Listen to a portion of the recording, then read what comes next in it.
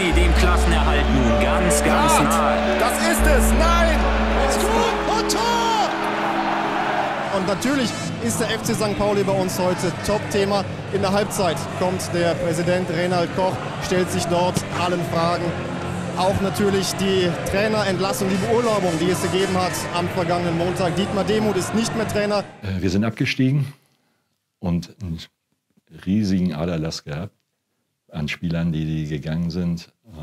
Nach Bremen, nach Freiburg, nach Rostock, nach überall hin und haben keinen adäquaten Ersatz gekriegt. Also das hat man mir, warum, weshalb auch immer verweigert. Hat gesagt, Dietmar, das kriegst du schon irgendwie hin. Man hat mir, ich glaube, einen Spieler, den ich Monate vorher schon verpflichtet habe, genehmigt und ansonsten nichts. Und dann dementsprechend habe ich natürlich auch dann die Ergebnisse gespielt, zweimal auf den Arsch gekriegt und ja, dann wurde die Reißleine gezogen.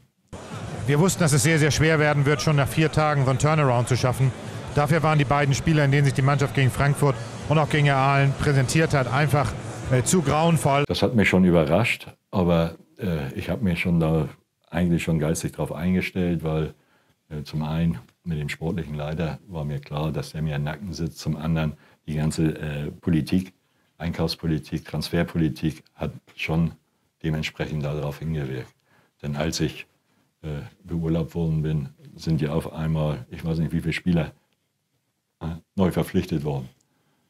Wo man dann sagt, ah ja, hat man nur drauf gewartet. Eben gab es auch hinten Fanplakate, ganz eindeutig pro Dietmar Demuth. Die sagten, Didi, du bist der Verein, du bist St. Pauli, danke Didi. Und ich weiß noch, das dritte Spiel war, glaube ich, in Lübeck dann. Habe dann die Bilder gesehen, wie die Fans dann mit meinem Konterfei da noch gedankt haben. Also das war schon auch wieder ein Gefühl, wo ich Gänsehaut bekommen habe. Willi Reimann, der Trainer von Eintracht Frankfurt, der auch bei St. Pauli war, der äußerte sich am Montag bei den Kollegen im DSF wie folgt.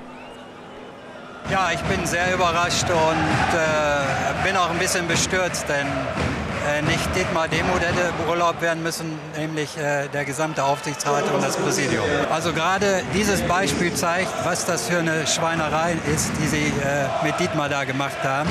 Von langer Hand vorbereitet und jetzt abgeschlossen. Also das Präsidium, ich muss ehrlich sagen, charakterlos und führungslos. Herr Koch, das ist ein harter Tobak. Was sagen Sie dazu? Ja gut, das möchte ich nicht kommentieren. Ich sage einfach mal, Undank ist der Welt ein Lohn und dann weiß Herr Reimann auch schon, was damit gemeint ist.